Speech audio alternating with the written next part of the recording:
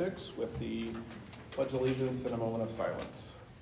I pledge allegiance to the flag of the United States of America and to the republic for which it stands, one nation, under God, indivisible, with liberty and justice for all.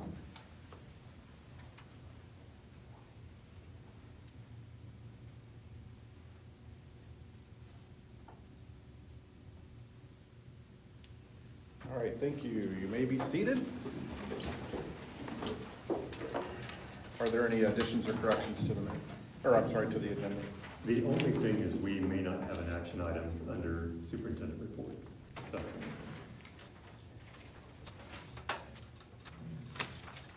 All right, moving on to approval of consent agenda items, previous board minutes, monthly claims, and the personnel report. I'll make a motion. I'll second it. Have a motion and a second. Any questions from the board? Hearing none, all those in favor, right hand. All right, moving on to the superintendent's report. all right, so the first part, I'm happy to have our sheriff's department here representing today. Want to have Deputy, they can all come up, or Deputy Yours come up first. But we want to do a review of this last year. Deputy Yours was new to us this year as SRO, and it's just been fantastic, done just a tremendous job, and just want him to share a little bit about his experience this first year, and then we have want to talk about an opportunity of possibly expanding it even more, our partnership. All right, thank you, Mr. Springer. I first just wanted to start off by thanking Mr. Springer, Mrs. Murphy, and the board for this opportunity. I know there was a little bit of uncertainty maybe a year or so ago about what the future held for this position. This is something that I've kind of always had my eyes set on, was this opportunity. Part of our hiring process with the sheriff's office is an oral interview, and I went through that process about 5 years ago. I think the 3 gentlemen seated back there were all in that room as part of that interview board. And one of the questions that they asked was, you know, where do you see yourself in the future with the sheriff's office if you're hired? And my immediate answer was that I wanted to be the SRO at Norwell Community Schools. You know, I was born and raised in Wells County. My wife and I have, you know, we're both 2007 graduates of Norwell. We have kids that are in the school system.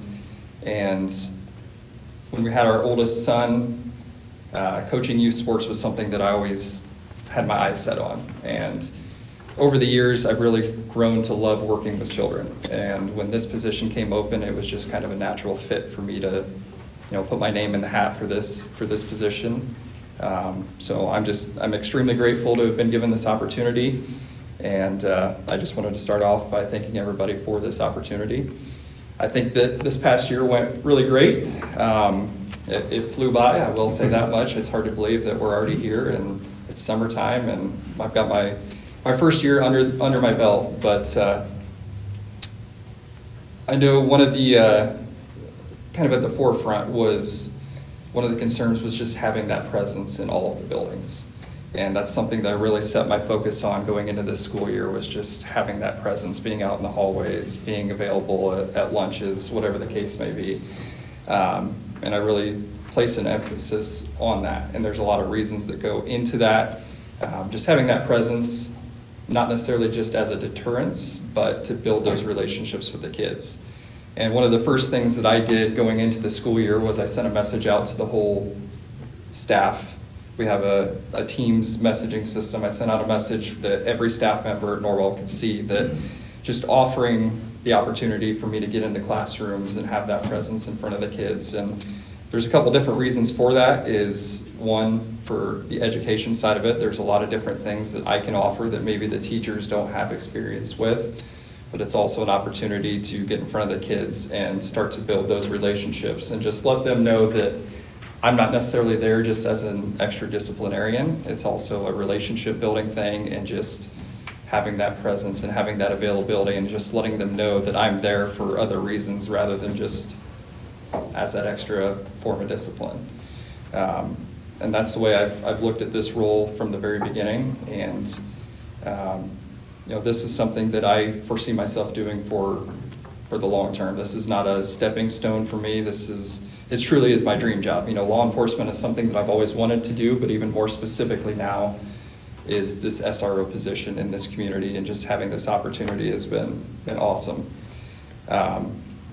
Beyond that, just being able to participate in things like I embarrassed myself a little bit in the Border Wars basketball game, just having that presence in front of the community as well. Coaching youth sports, I'm already very familiar with a lot of people in this community, a lot of the kids in the school system, a lot of the parents. Some of the parents now, I went to school with way back in the day. So just having that presence in front of the community, I think, is important. I got to participate in the staff first student dodgeball game at Lancaster, and one of the things I got from that was I got a thank you picture and a bunch of notes from the students thanking me for participating in that. And that's the reason I do this. That's the reason I want to be here, is to build those relationships and create those lasting memories. And I have a ton of thank you cards and notes that I either have hanging in my office or have in my office somewhere. I've kept every single one of them, and that's the sole purpose. That's why I'm here, and that's why I want to be in this position. Just looking back on this year, as far as, I don't necessarily have a number of how many visits I made to other buildings, but that's something that I hope to continue to build on. I had a lot of opportunities to get into the elementary schools, be in the classrooms. One example, Mrs. Ringer at Lancaster, her technology class. I went in front of her class and just spoke about the different technology elements in our vehicles, the different things that I have here on my person, just different types of technology that we use in law enforcement. So I had a lot of opportunities to do that at Lancaster, at Ossian. I did some in the elementary or in the middle school, and several in the high school as well. So as far as specific numbers for the disciplinary side of things, so I don't really have any numbers to compare these to. This being my first year, I don't have any history to really look back at myself, but we had 7 citations for possession of vapes. Probation referrals, I had a total of 15 this year. 10 of those were for attendance or truancy issues. 4 of those were for disorderly conduct, and I had 1 for battery.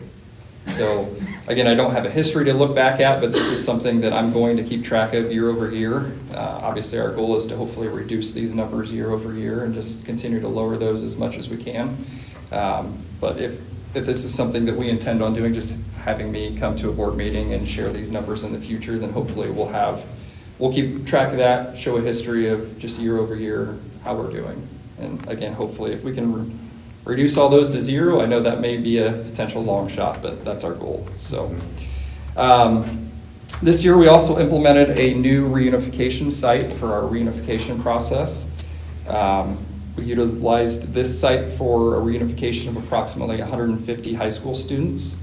The process, in my opinion, went fantastic. It went very smooth. The reunification process itself moved very quickly. The parents were there to get their kids in a timely manner. The partnership that we have with that site is awesome. The site itself is a perfect fit for our needs, and I think that's something that we plan on using on a regular basis moving forward. So I was very happy with being able to build that relationship with them and just give ourselves another option for the future there. And then as far as my plans moving forward, so actually next week I'm going to be attending the advanced SRO training. It's the NASRO training, the National School Resource Officer training. Last year in July I attended the basic SRO training, which is a requirement, and then I chose to pursue some advanced training, which this isn't necessarily a requirement, but it's something that with my sights set on doing this job long term, I want to do whatever I can to continue to further my education and make sure that I'm continuing to expand my knowledge and just build as much background as I can to help myself and this community moving forward. So that is all that I have at this time. Do you guys have any questions? Every time I talk to staff, I got to hear, hey, have you seen the officer today or this week? And I'm like, yeah, absolutely, which was refreshing to hear. Right. So I appreciate it. Absolutely. Yeah. Yeah, no, I think, it's great to see the presence, it's great to see the continued effort to get into all the buildings as much as possible. It's a hard thing to do, to be at all places at once as much as we'd like to be, but, at the end of the day, it's about making those relationships with the kids so that hopefully if they feel comfortable with you and around you and approaching you, if there's ever an issue.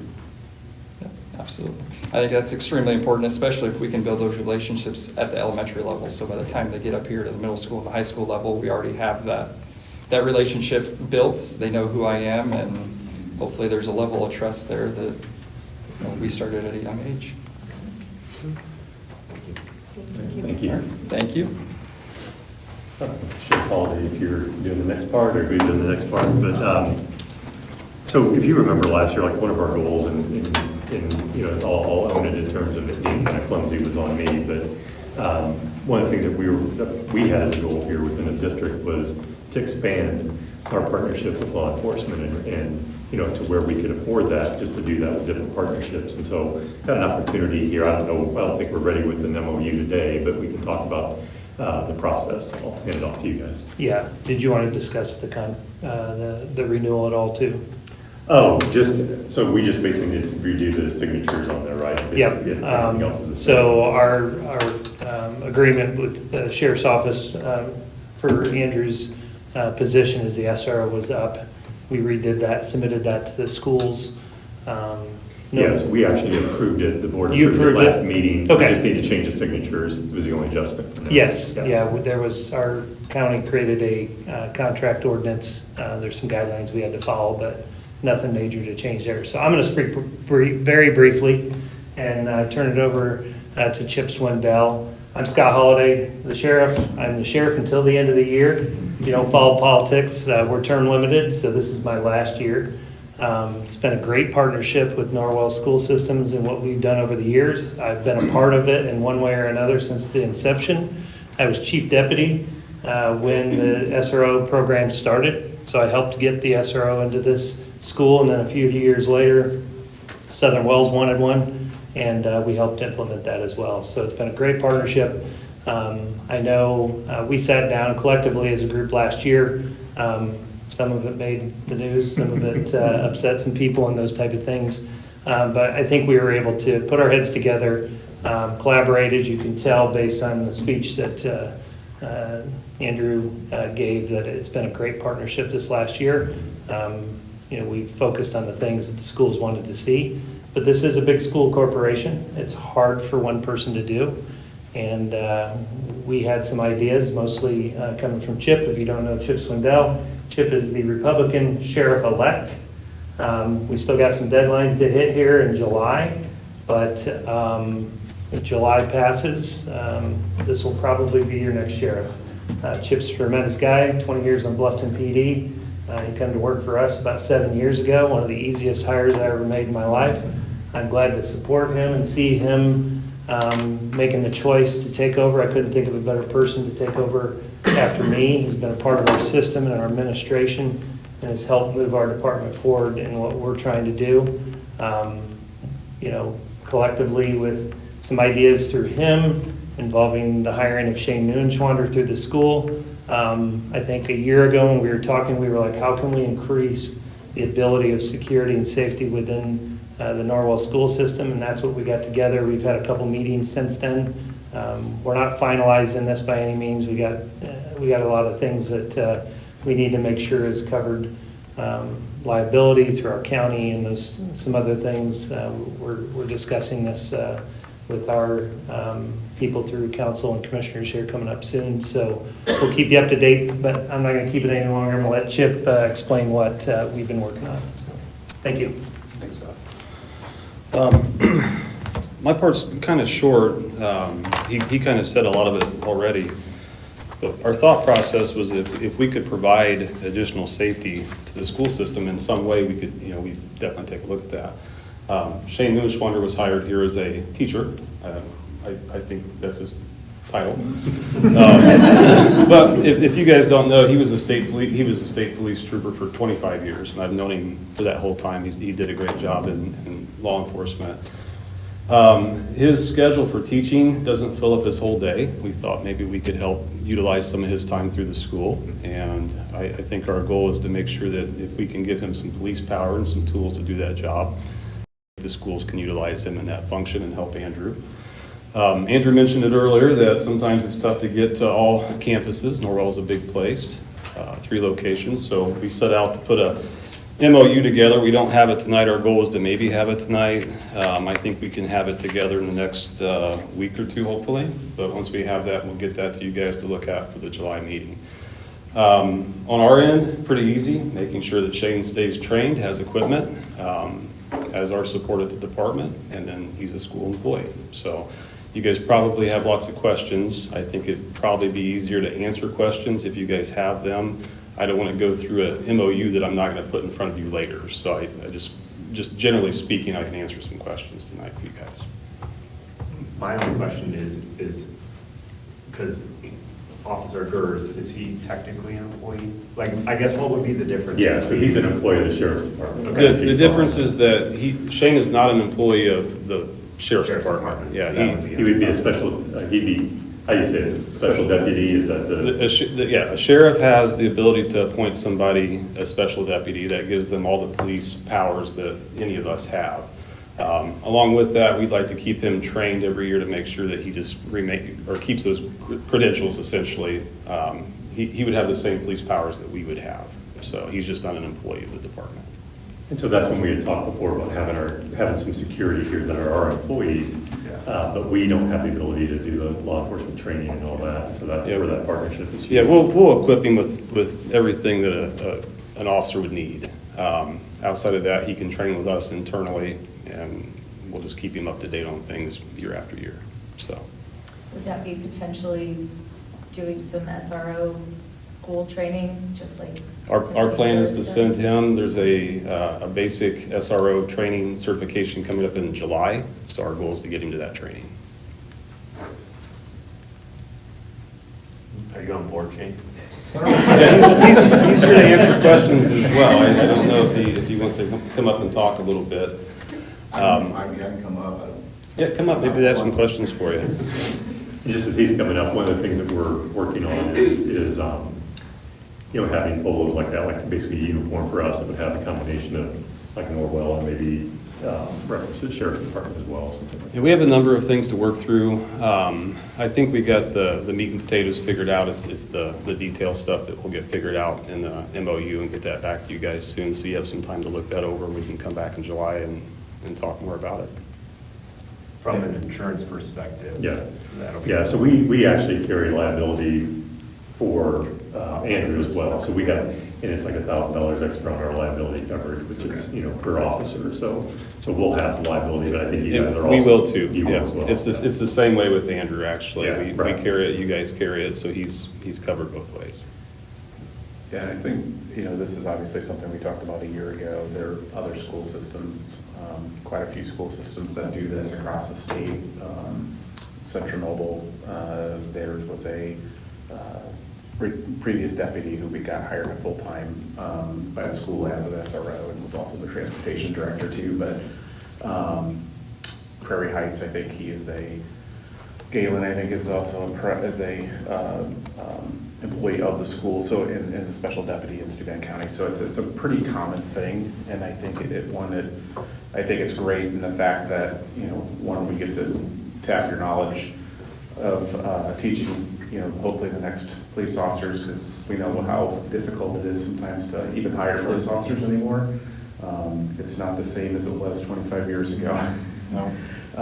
And so, one, I'm excited about that, and two, to also continue to get your knowledge and expertise to be able to help protect our students and our staff by having an additional officer in our schools.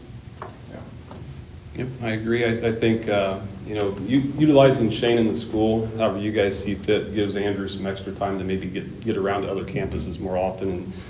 And like he said, build some of those relationships that maybe he's not had the time to make it to yet. So I think it's a win-win. It doesn't cost the county really anything to do this. We're glad to collaborate with you guys, and I think it's a win-win here. So, Agreed.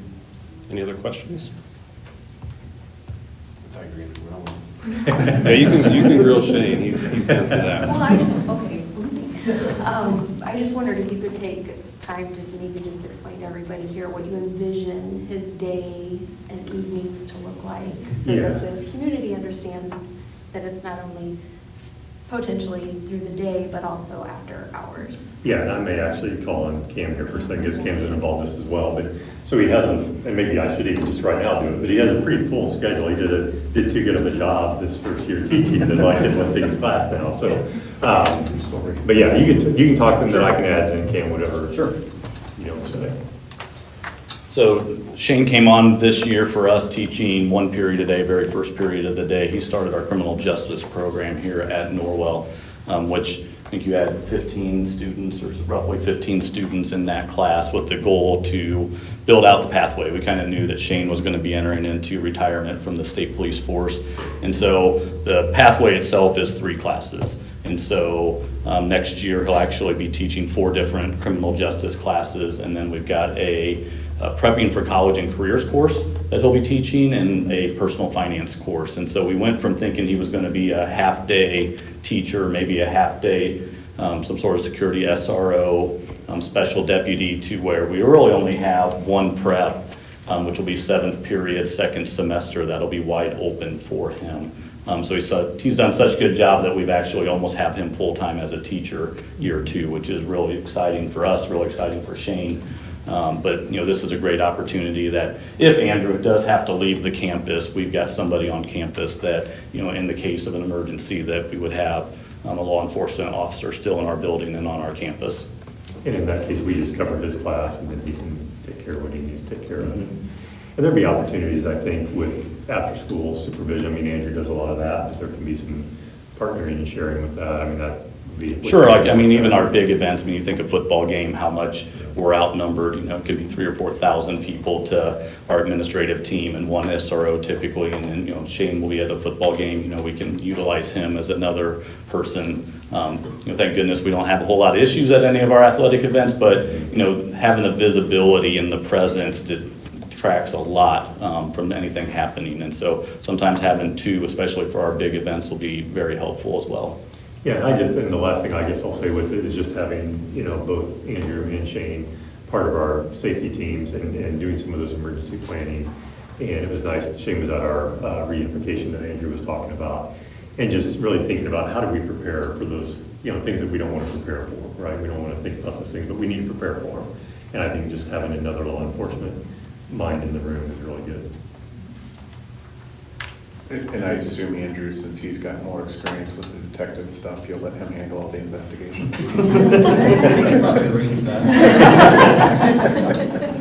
Thought you were going to retire. I said you could, we can work.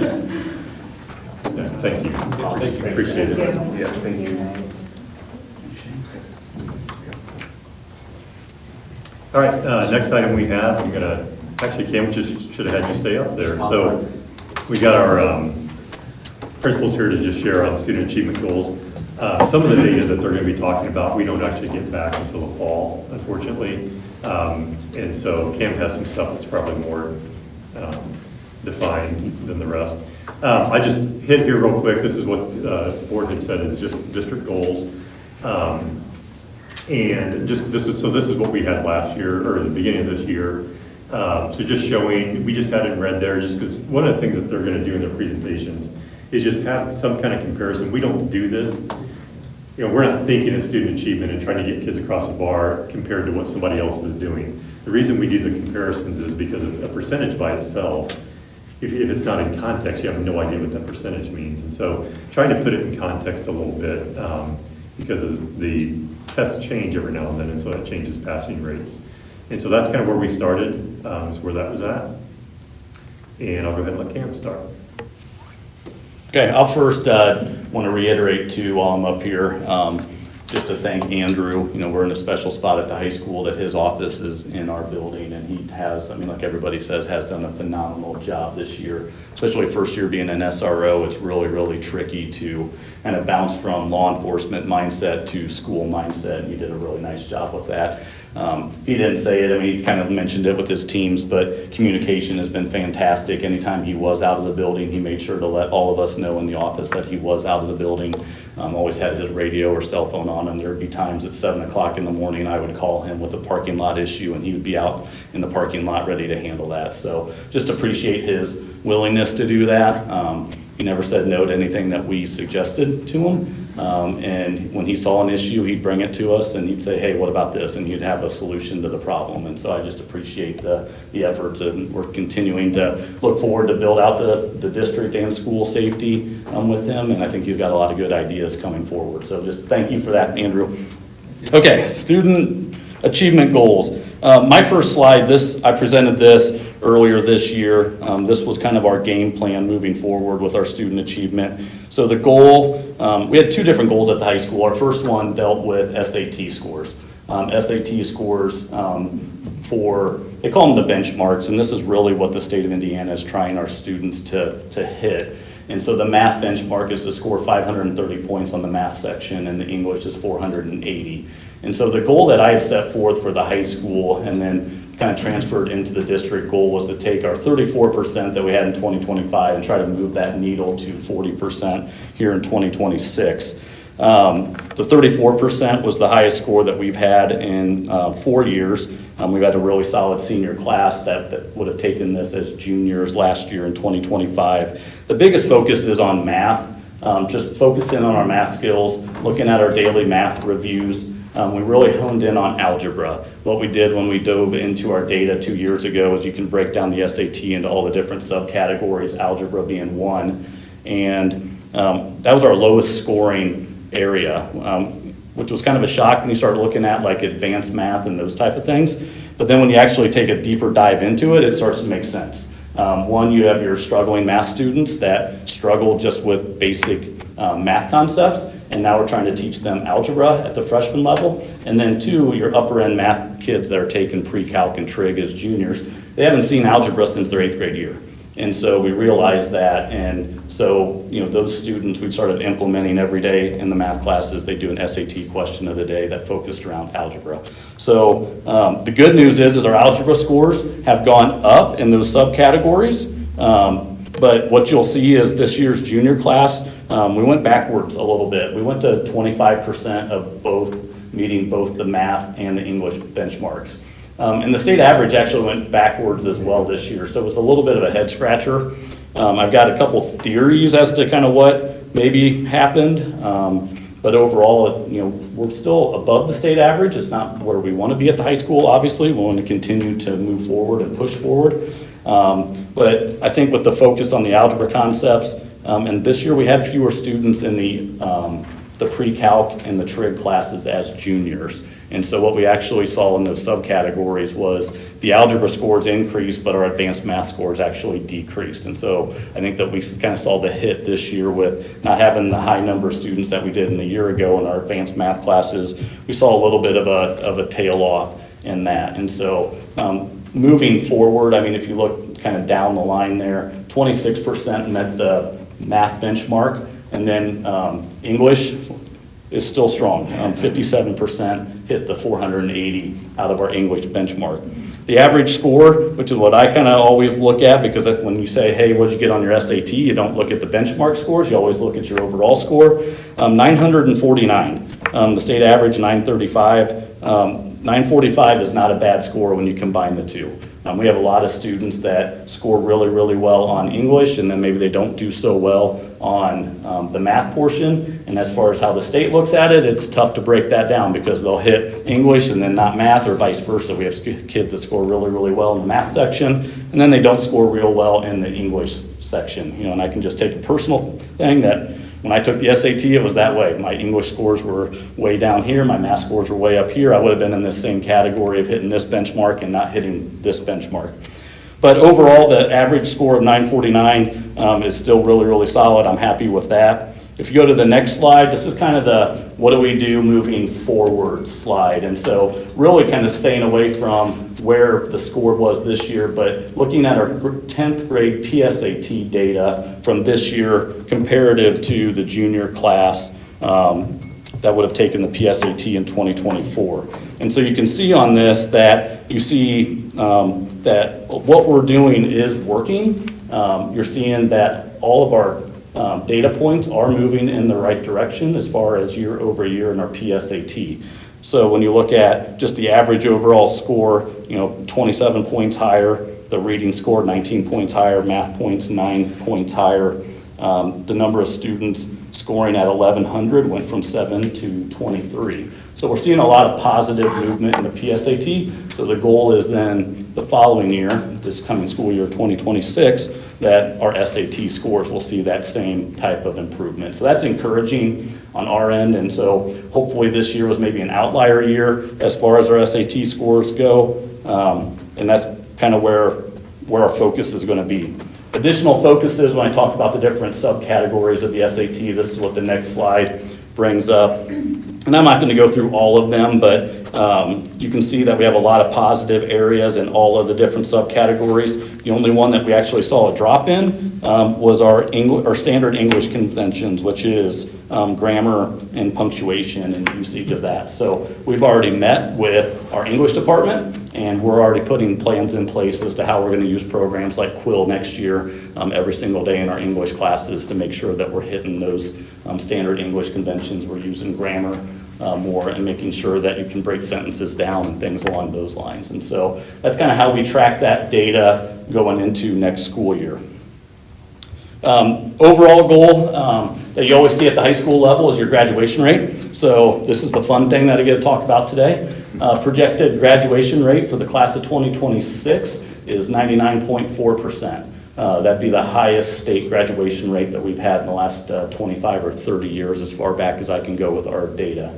If you look at the graph there on the right, it's the highest graduation rate that we've had, not since 2000, but moving forward, it's still the highest in my 4 years here. We continue to grow that. We're looking at a potential 100% federal graduation rate, meaning every single Norwell student earned a diploma this year, whether it was the Indiana diploma, the alternate diploma, Core 40, academic honors, or technical honors. So that's the second straight year that we've been able to accomplish that. Our goal is always 100% graduation, that every student that walks in the door at Norwell High School, that they are going to walk across the stage in the first Sunday of June and shake all of our hands and get their diploma. And so I'm proud to say that we were able to do that for the second straight year, which was super fun to do this past Sunday. Just some highlights. I always try to end with a highlight. So just to brag a little bit on the class of 2026.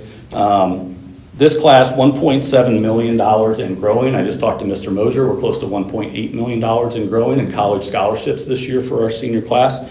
You look at our summa cum laude students, so we implemented a weighted GPA a couple years ago with all of our dual credit offerings that we had. Weighted GPA of 4.4 or higher, we had 28 seniors. So if you think about that, 28 out of 186, you had to be a really, really good student just to be in the top 25% of the graduating class. Magna cum laude 4.1 to 4.39, we had 29 seniors. And cum laude students 3.7 to 4.09, we had 25 seniors. So you look at almost 80 students, almost 50%, a little under 50%, had a 3.7 GPA or higher here at Norwell High School in the class of 2026, which is excellent. Academic honors diploma recipients, we had 83 seniors. And then technical honors diploma, we had 26 seniors.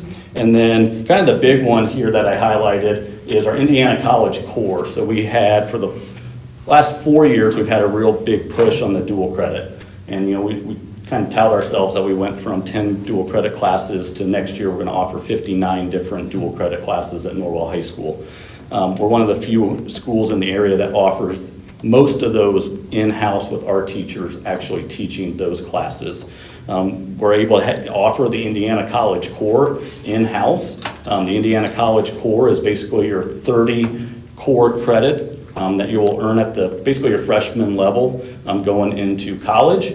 And so there's different requirements that you have to meet within that. There's like 8 different subject matters that you hit. But anyway, I can go into the minutia of it, but at the end of the day, we had 42 seniors this year that earned the Indiana College Core. So 20% of our senior class graduated with their freshman year done moving on to college next year, which I'll put the 20% of a senior class up against a lot of high schools in the state of Indiana. It's quite the accomplishment for our senior class. So that's what I've got as far as our update. I do also want to thank my coworkers and colleagues at the middle school and the elementary level. It goes without saying that this doesn't happen unless it's happening at the elementaries and at the middle school. I mean, if the students aren't getting their basic education and done well, we're not hitting 100% graduation rate. We're not getting 42 seniors with the Indiana College course. So thank you guys for the hard work and effort at the lower levels, because without your help, it doesn't happen.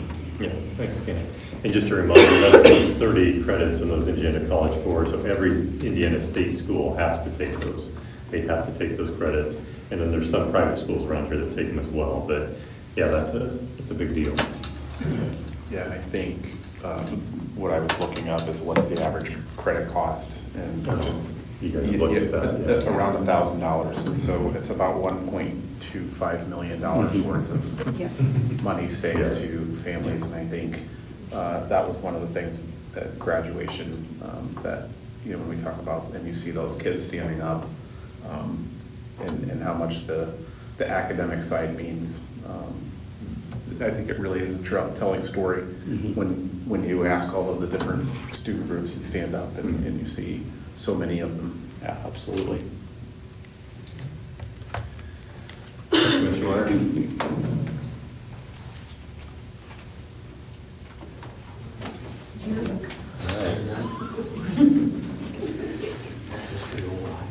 Yeah, I would, because I can't read that at all. I thought it'd be a little bit bigger, I'm sorry. Well, hello, everyone. So I'm actually supposed to, Mr. Enderle is supposed to be here, but he conveniently again is out. So I thought of this little saying that my father-in-law, I learned really early on, and he used to tell me, you know, fool me once, shame on you, fool me twice, shame on me. So I'm starting to feel like a fool.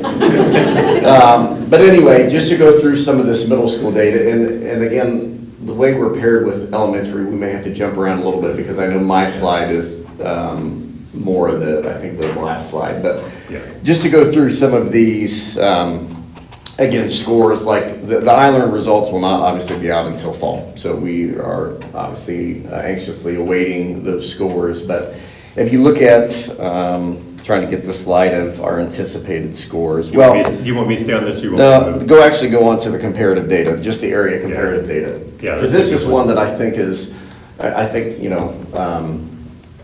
Mr. Springer alluded this today as we were talking, but Andrew and I, we've spoken about this a lot to each other, of like, how do we not lose the forest for the trees, right? When you look at education, obviously standardized testing is becoming, it's just always going to be there, right? And it's they move the goalpost, changes a lot, so we always feel like we are chasing something that's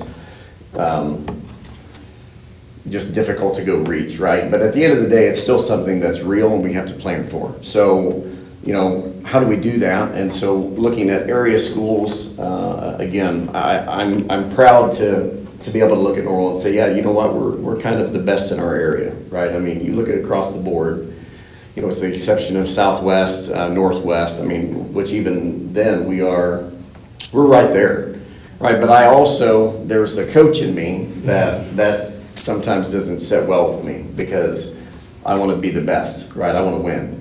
And so I taught at Carmel for 8 years, and obviously they are usually always at the top, right? And I look at our community and I think that there's a lot of similarities, right? I mean, going from Carmel to here, I mean, we lived in Carmel for 10 years.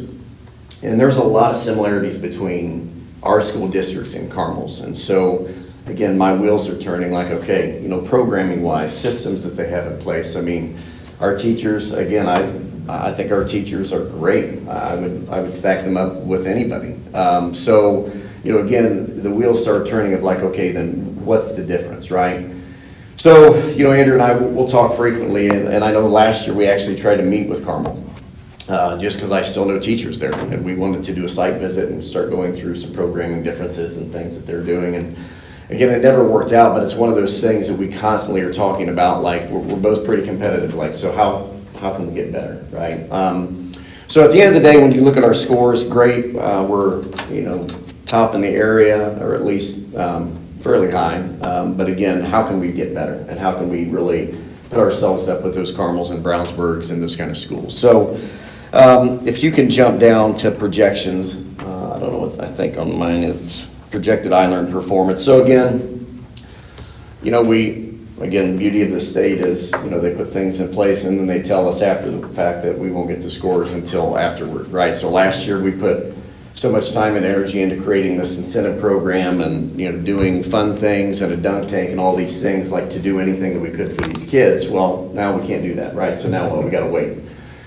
So, but just looking on projections based off of our checkpoint scores, you know, again, if you look across the board for both, you know, math and language arts, we're anywhere from 9 to 30 points projected above state average, which again, that's great, but obviously I want to be better than that. And so, again, we're anticipating that. We'll see what happens when it comes in, but with that in the planning process, if you can jump to the last slide.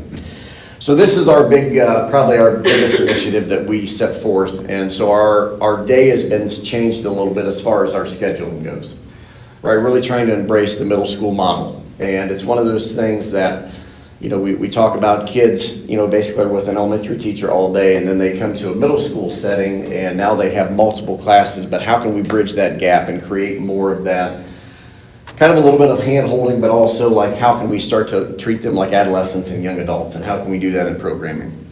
So one of the biggest things that I would say, and I'm going to give a lot of credit to our counselors, to Kelly, to, you know, Andrew, about our MTSS process, right? The multi-tier support systems. I always put the two S's, you know, I change them up. But anyway, so that really started a couple years ago about like really being intentional about how can we create this, this initiative of really supporting some of our tier 2 kids, right? How can we identify them early, create a really, I want to say a really organized program together that you can assess and monitor, right, progress. And so that's one of those things that a couple years ago they really put into place.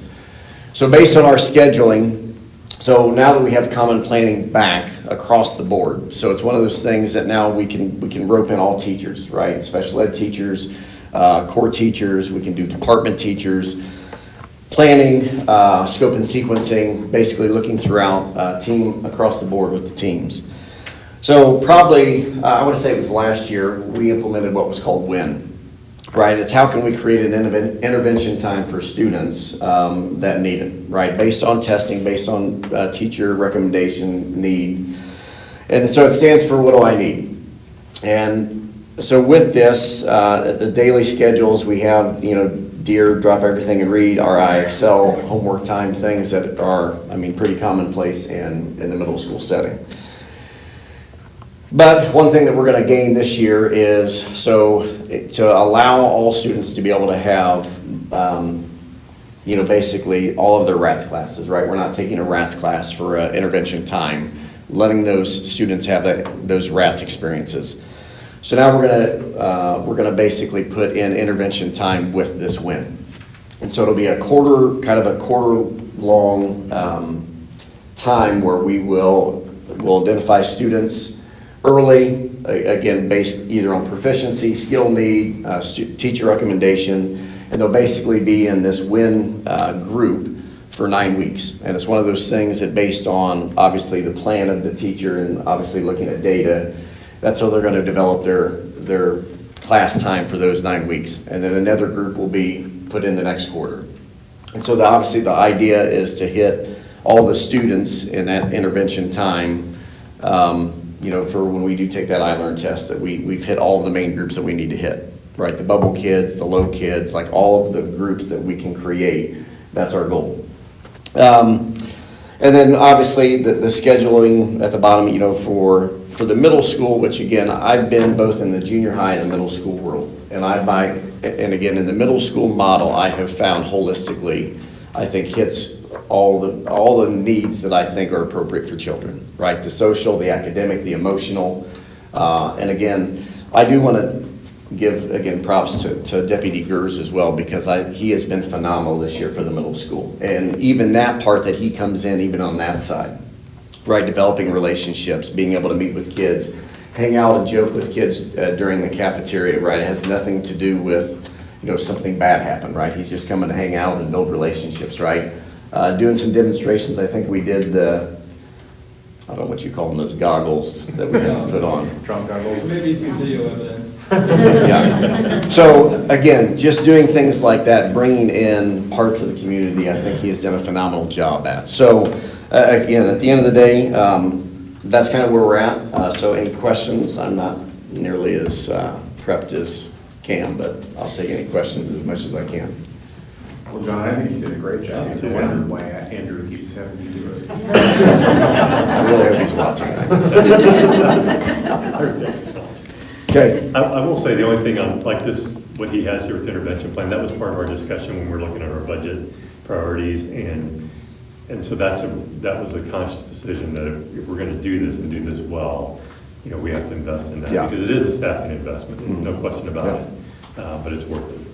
I do feel, maybe my kids just don't tell me about the amount of homework they should be doing, but I do feel like with these times built in, that they're able to get, if they didn't get something done during class time, that they can get it done during these times, which has freed them up to do kid-type stuff at home, which I appreciate. So I'm not saying there's never homework, Yeah. but. Well, that's obviously, that's a debate that Andrew and I will obviously, we talk about a lot because it comes down to philosophy on, Yeah. homework. What's the intent and is it really worth the time and energy, especially with, I forget the percent of kids that are in extracurricular activities. I want them to have a life. Yeah. So again, can we build in time when it's focused and guided with, with work and that kind of stuff? So, yeah, I agree. Yeah, thanks, John. Thank you. Yeah, just leave it Leave right it? there. I came prepared. I know. All right. You want to talk about I learned as well, or just I read? Well, since John addressed it, Yeah. we have those projections, right? And we're hoping that we exceed those substantially, but it's a wait and see game for right now. We'll wait, we're hopeful that in September, those scores are gonna come back looking really good. And I should have asked this before, just to clarify for the board, so those projections are also based on the checkpoint Right. data? Is that, Right. do you want to just touch on that just quickly, like how you use the checkpoints this year? Yeah, checkpoints were new. We dabbled a little bit last year, but this year was really the year that we focused on that. It's a learning curve, especially for third graders. They're not easy. And so they had 2 opportunities to do each checkpoint. As we met with the state in the fall, we had someone from the DOE come up, and the state is still kind of regulating those checkpoints. The first one looks different than the second opportunity. And so our teachers are still navigating some of that and how to truly use that data. But we'd look at that data originally, they'd reteach and refocus, hopefully improve those gaps that we could identify so that on that summative, we would see that growth. Because that initial, maybe there were some things that we just didn't have as strong as what we thought we did. So that summative will hopefully tell the story of that good growth and that intervention that they did put in place. Yeah, I would agree. And let's go forward then backward, because I think a lot of how you use that checkpoint data is going to be reflected on the next slide during our intervention block. So you want me to go down? Yep. Yeah, there. go forward and then we'll go back to I agree. But this is a huge way that they use the checkpoint data. Just like we use any data, so you can't just just focus on one data source. You have to focus on all of them. But this is just a screenshot, and I know it's hard to see for the people in their seats. But it's a screenshot of how our coaches have guided both of our summer school intervention and our tier 2 intervention time during the school year to really target that identified skill gap. So you can kind of see in the yellow would be that there's a group, that would be their identified skill gap. But just like when Cam was saying that those kids forgot about algebra because they haven't had it for years, that's what happens in the checkpoint too. They have a set of standards at checkpoint 1, and then by the time they take the summative at the end, they haven't seen those standards or those skills since checkpoint 1. So you'll see, and I know you'll see some of those, how they have a built-in spiral review, just like I think we have the daily math review or something like that. So figuring out how to focus on that targeted skill for the majority of the time, but also spiral in those other components that are important as well. So that's the way we use all of that data, the checkpoint data, our unit assessments, NWEA, all of that data is used to build a plan like you see here, and then sort kids and categorize them into the appropriate intervention group based on that target skill gap. The thing about iLearn that is tricky, and they're realizing it even more so now as we're in summer school, is there's the skill gap that the kids might have, but it's also stamina. The iLearn test is a very rigorous, longer test. By the time at summer school, some of our struggling kids, by the time they get to that third passage for the day, which is kind of a typical length of a standardized assessment, sweatshirts are coming over heads, knees are coming in, they're crawling under the desk. So yes, we have the skill gap of the students that we need to fill, but also just overall stamina to get through multi-step, math problems or 3 passages with questions and written responses embedded in them. It's just another layer of complexity at the elementary level. Not that it's not hard also for middle school, high school, but a 9-year-old reading a 3 2-page passages is requiring a lot of them. So that's just another element of iLearn that makes it tricky for the elementary. And if you go back, so iStep was before iLearn. Well, back then you were having 89, 90% achievement. I know I was at a building one time, we had 100% achievement in iStep, and it wasn't that, it was just super easy and not challenging at all. It was.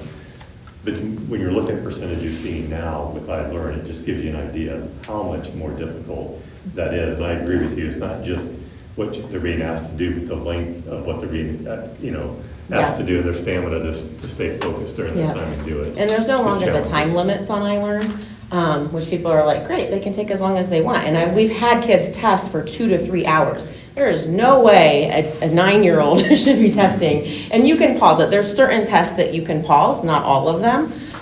So we definitely take advantage of pausing and taking breaks on those tests that are allowed. But it's just a very rigorous, demanding test for the elementary age kids. But teachers do a great job of breaking it up and building that stamina for them. So if you want to go back to iRead. So we're in the midst of iRead, as you guys know, summer school right now. So on the left there, you'll see the second grade.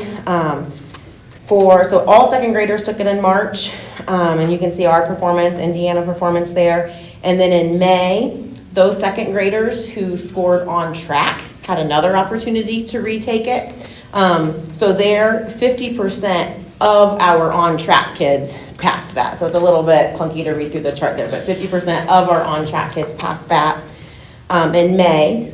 And so right now we're sitting at 72% for second graders. And then we have a big group of second graders in summer school right now that'll take iRead on Friday and then circle around on Monday, Tuesday, Wednesday. We broke that up into smaller chunks as well. So we're excited about that number going in. The bigger we can get that second grade number, then the less kids that we have third grade can really hone in and tackle on those kids who did not pass iRead. And then for third grade, you can see right now we're sitting at 90%. Comparative data, you can see where we were at last year, as well as Washington AC where they were at last year. So we get those are final numbers. I'm sorry? Those are final, yes. The 2025 numbers are final numbers, yes.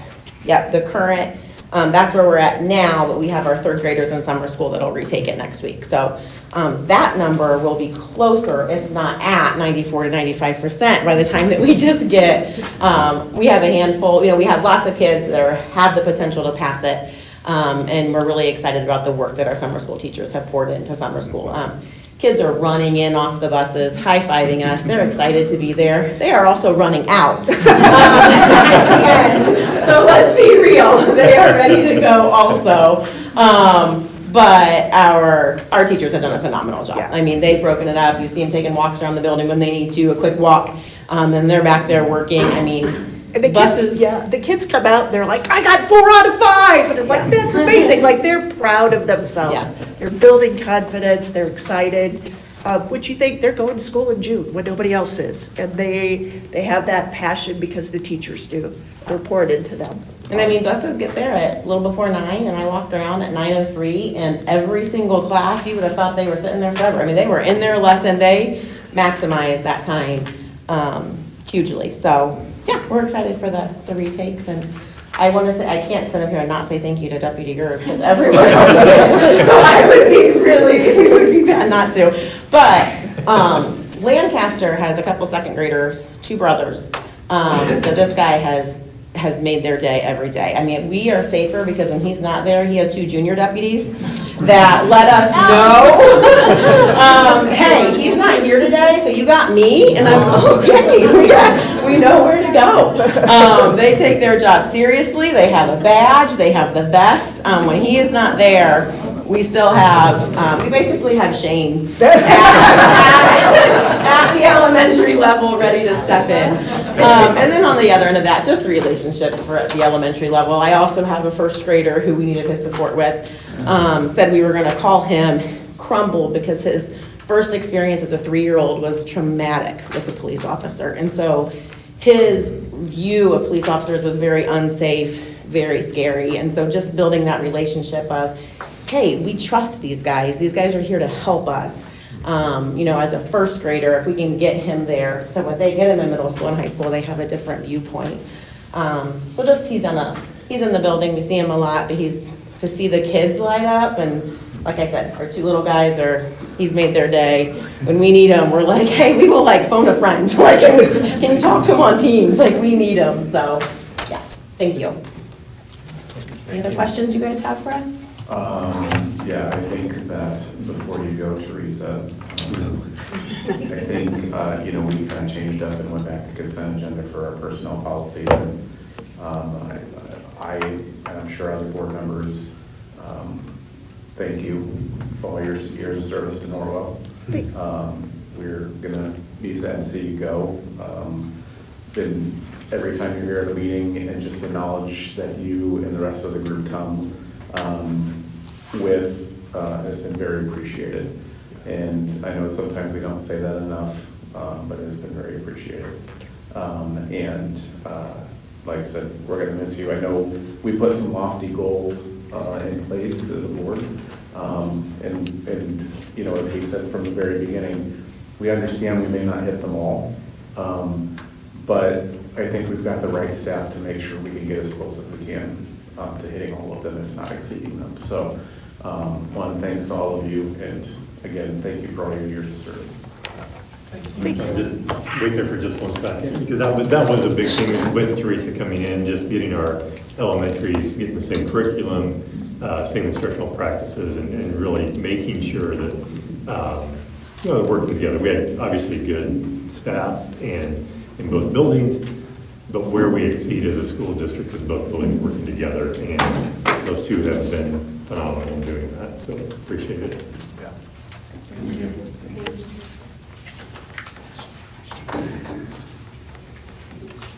Oh, and I don't necessarily need to spend a lot of time on this. I don't know that I actually opened it up here, but I just, yeah, I don't think I'm even gonna open it up, but I did link it to you guys, if you want to, we can go into it.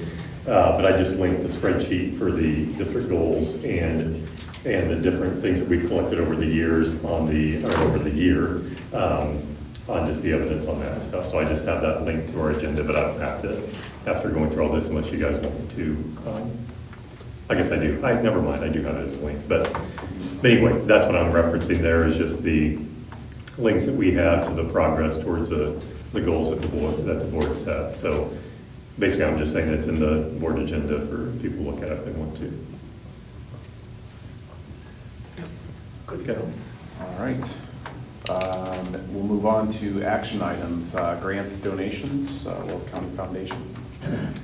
Yeah, so really happy about this. So this is the work of Mindy, and so she's here if you have questions, but just a grant that we have from the Wells County Foundation, $3,390 for the Accessible Communities Fund, and that just is helping us get a ADA compliant door at the high school. And where exactly, which door is that gonna, is it an entrance door or is it a entrance to Actually, the it's the office? office by where the clinic is. Okay. So there'll be a push button for our students in wheelchairs that have to make frequent clinic visits. We'll be able to have a push button, so that way we don't have to have people holding the door, blocking the door open, so on and so forth. So the Interior door in By the Mrs. office. Grish's office. Correct, right by Mrs. Grish's. Yes.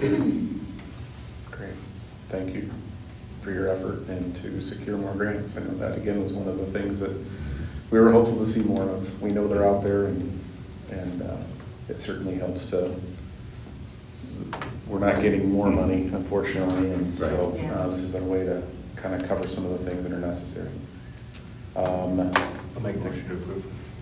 I'll second it. I have a motion and a second. Any questions? Any members of the public? Hearing none, all those in favor, right hand. All right. Moving on to the proposed 26-27 school board meeting dates and locations. Yep, so we we set these like on a school year, so it's just easier that way. For the January meeting, we're not scrambling to try to set that one. So it's basically reciprocal dates. It's a little bit later in July though, because we had a Tuesday in July before July 8th or whatever it was last year. So the first board meeting in July would be July 14th, and then everything else is reciprocal. So if you guys are good with that, ask you to approve it. I'll make a motion to approve. I'll second. I have a motion and a second. Any questions from the board? Any members of the public that wish to speak in regards to this agenda item? All right, hearing none. All those in favor, right hand. All right, the superintendent contract auto renew. And I'll just actually give that to you, Chad. Yep. We've asked Nick to come just to kind of briefly kind of mention. So right now our superintendent has an automatic rolling 3-year contract. We've had some discussions as a board and we kind of don't like that it stretches out 3 years. And so we're going to look to have some opportunity to have some discussions about modifying that contract. And so because we have till June 30th to exit the 3-year rolling, or it's an additional 3-year rolling. So that's why essentially we are doing that in this meeting, because it's the last meeting before June 30th. So I think Chad hit the nail on the head. I think the board's position at this point right now is the contract can automatically renew and add an additional year. It's the last year that it can do that. Or the board can make a decision tonight to not do that automatic renewal for another year, adding to the contract. And so I think there's been this memo presented to the board to act on if they wish to tonight. And that's it in a nutshell. And just to be clear, so I put it up there so people can see it. So the current contract, I'm going to run January 1st, 2026 to December 31st, 2028. So without changing that, that's where we're at. It would be another year to do another add to that 3-year time frame. Rolling average, yeah. Right.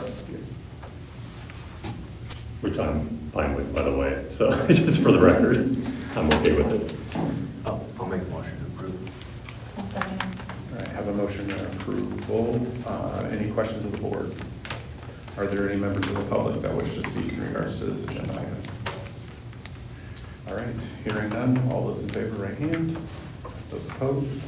All right, moving on to the accounts payable automation services and configuration agreement.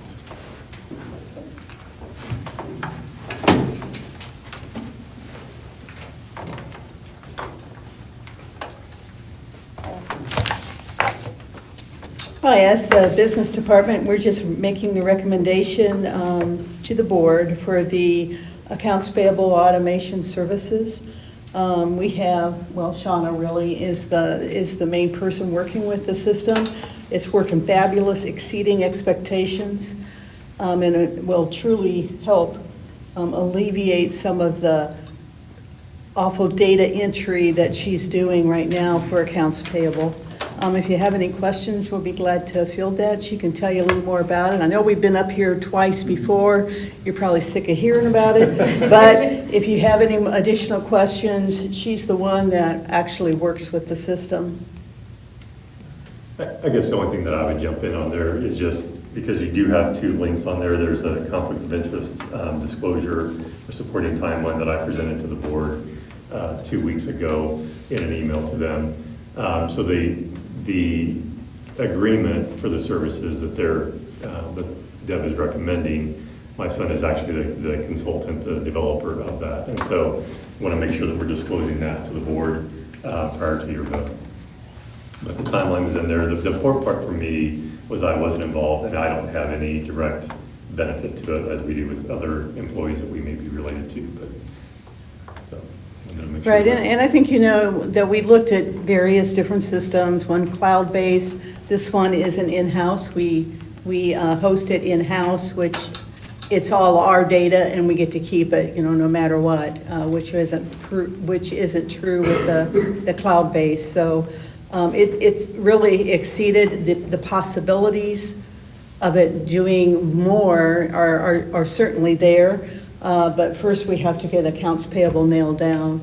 And just to clarify, AI, we're only using it for task-oriented work to help with the data entry and eliminate all of that you do. Hear how it works for you guys. It's been amazing, I will say. She said, you know, it's been amazing for her. Yeah. Yeah. Logan has been great to work with, developing this. I do a little bit, then I ask him a question, and then I'm just like, okay, I have to reel it in because there's just so much possibility there. So it's exciting to see that, so. And will that program generate a report that the board reviews? Like, you know how we get the claims thing, will that program generate that too? It won't change what you see and That's what the you software sign. system, so that's And all right. there's two different checkpoints before it even gets to our accounting software, that we have the ability to check it over. There has to be with State Board of Accounts, we have to have a reviewer, a preparer and a reviewer. So there's two different places that we will be doing that before you even see it. But I think what people probably don't understand is we look at claims every month, Correct. and it's page after page after page, and generally that is an invoice for every single entry. Correct. That is correct. And the amount of time, right, the amount of time that's gonna, to save, and the space Yes. that's gonna save, I think is gonna be wonderful. And, you know, I think it's great that, you know, one, you reached out and tried to find other, you know, opportunities, and two, that your son found a gap and, you know, and is helping us fill it, whether he's related to you or not. I think what it sounds like, he's produced something that not a lot of other people are doing, and No, creating not a at great all. We're the opportunity we're for the us. first in the area, well, first in the state, I think. And we've had other schools starting to reach out to us to get more information, but yeah, it's working. It's exciting. It is. It's even helped with the special ed department, because like sending the invoices, all I have to do now is scan them to Shauna. And before, I mean, Megan had to go to this file and put it in there and all kinds of stuff I didn't understand. And so, but I like, with her being on maternity leave, I mean, this is great. I just scan it to her and it's all done. So, yeah, it's been great. Yeah. Yeah. I'll make a motion to approve. I'll second. You did a great job. I was waiting for your, I'll do a second. All right, I have a motion and a second for approval. Any other questions from the board? Are there any members of the public that wish to speak in regards to this item? All right, hearing none, all those in favor, right hand. We thank you. guys. Thanks for all the work and Yes. to, you know, create better efficiencies and streamline, so thank you. All right, moving on to the recommendation of policy 8710, relations with the booster organizations. Yeah, and I, you know, we discussed this at the last meeting. I appreciate the pause button that Corey did with that. It led to, I thought, a pretty good meeting. I hope Corey would agree, but of our head coaches, because we have other boosters other than athletics, but that's kind of our main ones. So we met with coaches and Kelby and Alicia and Christy was there, and just really had good conversation about things are going on, how do we get this more together, and so it informed some policy stuff. So I did make some changes. Did notice I had a typo. It says, service should say serve. So we'll fix that, obviously. But so yeah, I guess just give it to you guys. You've seen it, read it. If you got questions, I'm happy to answer any. From the meeting that we had, like I mentioned to you guys, it went well. The coaches, a lot of what the coaches said is this is how it's always been done, which, you know, is part of why we're implementing it. They had a lot of questions, which is why we're doing the policy, and then we'll work on the admin guidelines. There's a lot of questions in there, and they're gonna, I'm sure they probably already have grilled you on them and what to put in there, but everybody seemed to be on board. You know, obviously it's changing how things are done, so it's going to be a process, basically. So I think the question that I have just from the email then that Corey sent regarding the process is there was mention of Christy George being more involved in the process. Not necessarily. So I think it has to do with if, for example, we have, like Squires is a good example. Okay. All intent and purposes, that's a school program, right? We're just not running it. I mean, we're running it like a school program. We're just not calling it a school program. And same thing, honestly, with volleyball club. Trying to think if there's another example of that. And in some cases, like with volleyball club, she's running, all the dollars are going through Christy anyway. It's going through our ECA. Okay. And so the idea would be, so not for boosters, no, so not for outside boosters. That's the whole point, is identifying what is a actual community brand booster program type thing, and what's actually really a school program. We just haven't been calling it that, and trying to clean that stuff up a little bit, and kind of how that could work, and does, you know, Alicia and Kelby's office, do they do a little bit more and take some things off of Christy's plate in terms of navigating some of that? I think there's answers there, I think, to help with it. But the main thing is just to make sure and it was funny, even talking to some of the coaches, like understanding what's a community, like YMCA, right? What's a booster, what's a school activity, and what's, you know, all of that. I think we've just really never defined and we're purposeful about. And so I think you just get some things messed up. So that's really what it is, I think, just defining. The one I do want to point out, though, so what we put in there, and see what you guys think of this, is full-time employees of the school corporation may serve as booster organization governing or advisory boards, but may not be listed on booster bank accounts. Very intentional in saying full-time employees, because we may have a part-time lay coach, or we may have a volunteer coach, or something like that. Well, if they're serving maybe as a treasurer on a booster program that's helping to raise money for the program, I don't personally see that as a problem, because they're not really a full-time, they're not like our head coach or a full-time employee here, and I don't think there's that conflict that maybe can come between. So I don't know what you think of that. If you think it's just any kind of employee at all for us shouldn't be listed on there, I mean, I can get on board with that too, but. Well, we do have some head coaches that are not employees.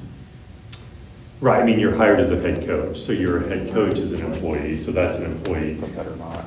Right, but they're all. Full-time, but they're getting paid. They're seasonal, yeah, I guess that's not a very. They're still definition. technically They're not part-time. full-time, they're seasonal. That's a good point. It's like, But they're getting a check from Norwell Community, aren't they?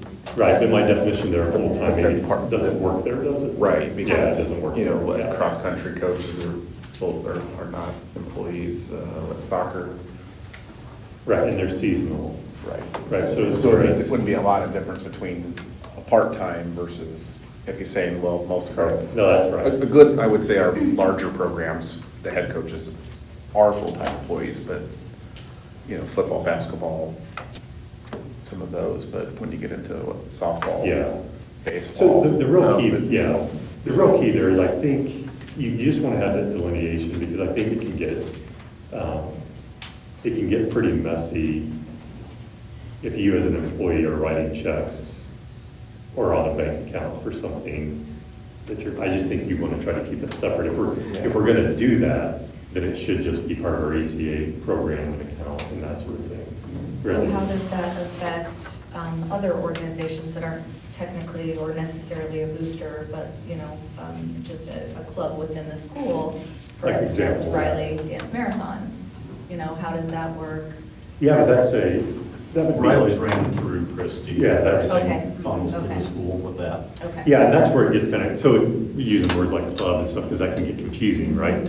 So it's really, if it's not sponsored and managed and facilitated by the school, that's where it's different. So, like for example, and PTO is always kind of an example. So we've always had PTO, and just like principals here, like I served on our PTO board, but I was not on the bank account, or bank, to bank accounting, and couldn't write checks and do any of that.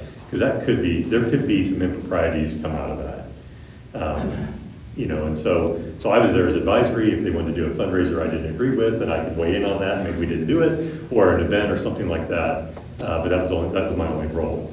And I just think with Squires, and I get it, and I appreciate it, we've built, Squires is really productive and helped build pretty strong programming. But really, it's not a booster program, it's not a community program, it's a Norwell program, and it's run that way by our head coaches. And so to me, let's just eliminate the confusion and call it that, Football used to be that way, and Coach Gerber was talking about how in 2010 they switched that, and so now it's all football club, and he's advisory on it, and obviously he's involved, but he's not on bank accounts, he's not writing checks, he's not managing it, it's completely separate. So, yeah, we just need to be clean on what we're doing and clear about what we're doing, I think. So what do you think, I guess you could do, if you're good with the policy, like a motion with changing and just taking out full-time and just saying employees. I think for their own protection. The only issue that we'll run into, and so you can weigh in on it, is there's at least 2 boards that I know of that have assistant coaches, so people that are not making much, not employees in any other way, that do have check writing abilities and do a lot for those, and that would take them off of that. So that's why, that was the thought process on putting some verbiage in there. So you have to be conscious that there's at least 2 that I'm aware of that would affect right away, or if we have to enforce it. I guess I'm having a hard time understanding where's the delineation on who are we recommending can be on the booster board versus who cannot? So you can be on the board, it's about being on a bank account. On a bank account. Yeah, and being able to Okay. write checks, that's just where that gets messy. And there's that 2 people that I'm aware of that have check writing capabilities, that if we take this out and just say all employees, that will affect those 2. And I would just ask you on those, do you know, Corey, are those like separate booster type things, or is that something that really probably ought to be a school? Booster type things. Okay. Yeah, I just think, and again, it's just about bad practice, and there's never a problem unless there's a problem, right? And then if there is, you're like, okay, well, why can't you guys do something? And to talk to I won't necessarily mention area schools, but in talking to some area schools, like they run it through ECA, like they don't mix the 2, right? It's not like a booster and an ECA can combine it together, it's just either ECA or it's a separate booster. And I don't know if, Nick, you can answer this question without probably seeing, or is a non-employee coach a contract? I think if you remove the language full-time and just as employees, I think that avoids any potential conflict of interest or issue for Norwell, but it's going to be a problem for those 2 coaches. That may be something, though, that you may want to consider as a board, to eliminate those situations where you don't have either a full-time or a part-time employee affiliated with a booster organization writing checks. It could be a change, though, from what's going on. Would you agree that's probably bad practice from your angle? I think it's not ideal. Not ideal. Yeah. Bad practice. Probably bad practice. Not best practice. Yeah. It's better. What does that mean? Sorry. So give me an example of what we have here that is not affiliated directly to the school or to a school. So like football, that youth league is a booster league, like that's not. So when I say affiliated. You mean with- like the Well, like band. Saturday?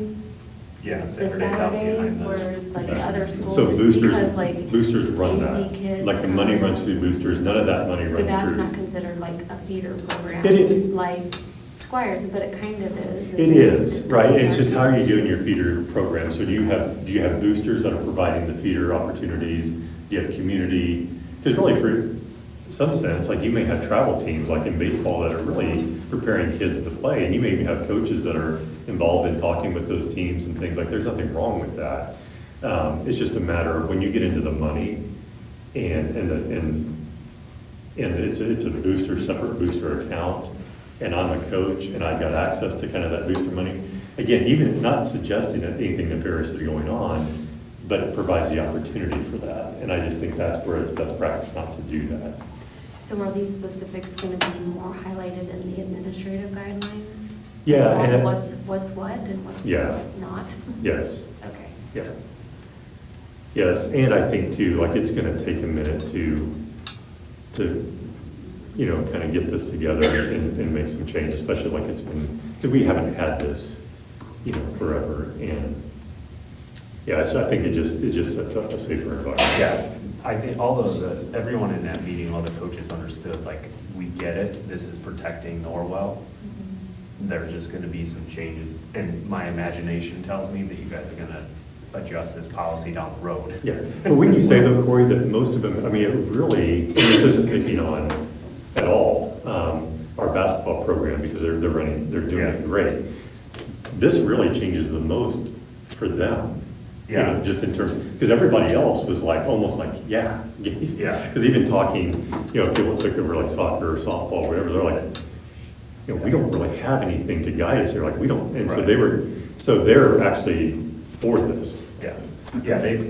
Nobody said no to it. There's obviously some things that have to get figured out, but it's not, nobody was so adamant against it that they didn't understand that we need to protect Norwell. So the issue, or one of the coaches for baseball is the treasurer for the baseball.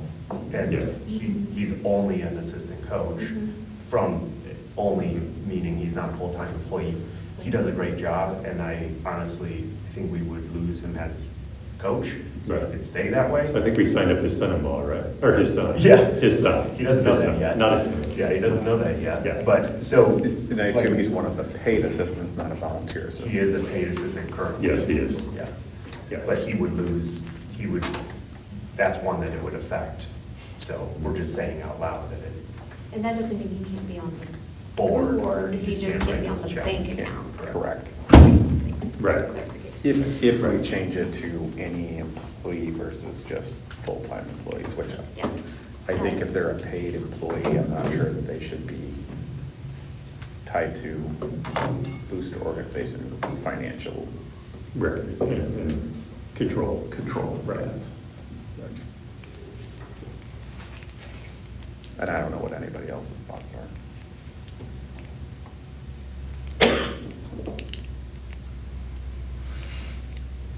I guess the other question I would have is, should we hold on this until you get the administrative guidelines in place?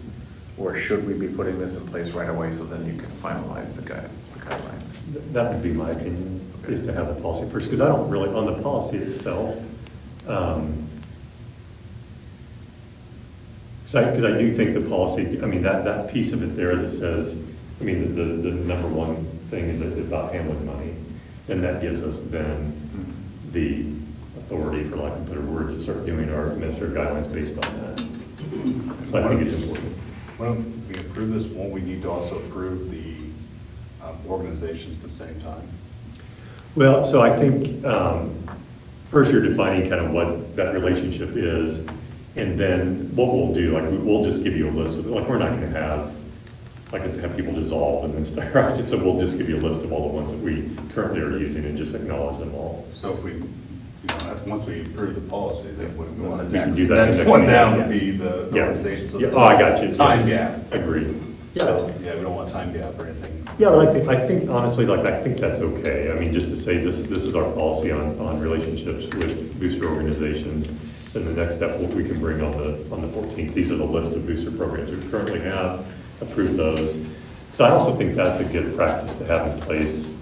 Because, yeah, I mean, people can continue serving as, I don't think that, I see what you're saying with that gap, but I don't think it's that important. They can continue serving as they are now. And then we'll just have you approve those at the next meeting officially. But we've been using them, acknowledging them as that all for 20 years anyway. But I think what this is important though too, is you just don't have someone, rogue just coming up and saying, hey, we're going to be a booster program. It's not something that the school is necessarily acknowledging as a booster that we're agreeing to support. So.